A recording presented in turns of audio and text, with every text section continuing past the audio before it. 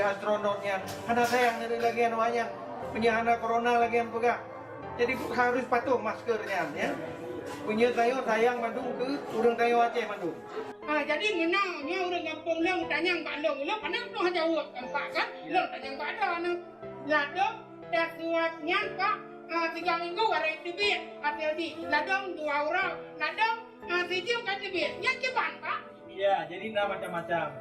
Untuk swabnya untuk memastikan itu memang betul coronanya atau hana. Pakan menjanjian yang sijil kayak tibit. Mesti orang kritis. Menyatakan 2 orang 3 minggu. Kapan hanya dibuat satu kegiatan, maka Cina alat yang canggih kita gunakan tertentu. Sabar lagi senjata artinya memang yang kita gunakan matang supaya kita beri pertolongan sebagah kulingnya. Nanti memang dia kepres itu udah ada gejala. Kemudian yang untuk pemeriksaan PCR-nya, swab-nya, nah yang tak kirim ke Jakarta, ya. Jadinya macam-macam tenaga medis yang dipunyanya. Pajak yang harus segera, pajak yang dia kepres. Jadi kan memang yang berdelat-berdelat. Menantikan yang berbagai-bagainya sesuai dengan keperluan dia. Pak, mana nama cuti Pak? Mesti orangnya kenang virus corona. Gimana cara penanganan Pak? Ya, jadi menyeka dipegang positif dari swabnya, yang wajib isolasi diri. Punya menjadi hana gejalanya yang penting patuh.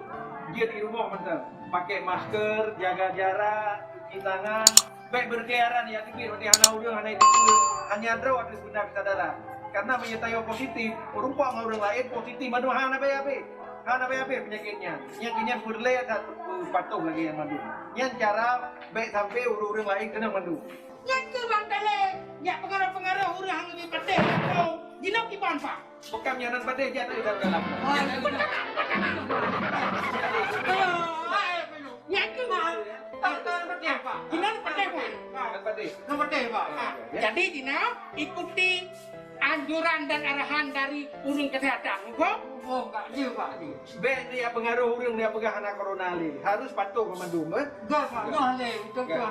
Mulai sampai tidak lah. Kumpulin angkat dong. Mandung ulun apa enggak?